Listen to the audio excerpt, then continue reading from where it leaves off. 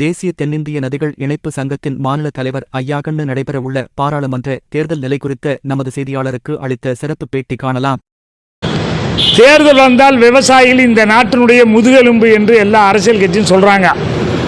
தேர்தல் முடிஞ்சு போச்சுன்னா நாங்கள் இந்த நாட்டினுடைய அடிமைகளாகி விடுகிறோம். எங்களுடைய கோரிக்கை பற்றி தேர்தலில் யாருமே கண்டுக்கவே மாட்டேங்கிறாங்க. மோடி ஐயா அப்பா சொன்னார், நான் 2 மடங்கு லாபந்தரும் விலையை கொடுப்பேன் என்று சொன்னார். விவசாய விளைபொருளுக்கு 18 ரூபா விற்ற நெல்லுக்கு 54 ரூபா தரேன்ட்டு இன்றைக்கி 22 ரூபா தராரு.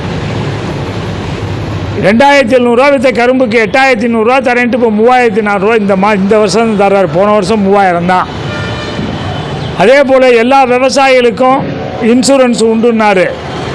ஊரே அழிஞ்சாதான் இன்சூரன்ஸ். தனிப்பட்ட விவசாயிக்கு பயிரழிந்தால் இன்சூரன்ஸ் கிடையாது. மற்றவங்களெல்லாம் அள்ளி அள்ளி இன்சூரன்ஸ் கொடுக்குறாங்க. அரசு ஊழியெல்லாம் எங்களுடைய அண்ணன் தம்பி மாமன் மச்சனை அக்கா தங்கச்சி தான்.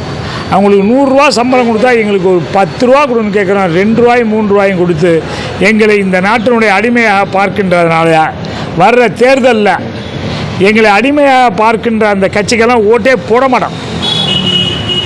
மோடி ஐயா எங்களுக்கு செய்கிறேன்ட்டு ஒன்றுமே செல்ல. அவர் எப்படி நாங்கள் ஓட்டு போடுவோம்? அவருக்கு போய் விவசாயிகளெல்லாம் ஒன்று திரட்டுவோம்.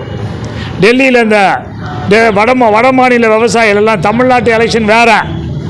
டெல்லியில் 23ஆம் தேதி ஜந்தர் மந்தரில் விவசாயி, இந்தியாவில் இருக்க எல்லா விவசாயி ஒன்று திரட்டி வருகின்ற தேர்தலிலே விவசாயிக்கு ஆதரவு கொடுக்காத, விவசாயிக்கு லாபகரமான விலை கொடுக்காத, விவசாயிக்கு கடன் தள்ளுபடி பண்ணாத, கார்ப்பரேட் கம்பெனிக்கு 30 லட்சம் கோடி கடன் பண்ணி தள்ளிட்டு விவசாயிக்கு 1 லட்சம் கோடி தடவை அரசை எதிர்த்து வாக்களிப்போம் என்று கூட்டம் போடுறோம் டெல்லியில்.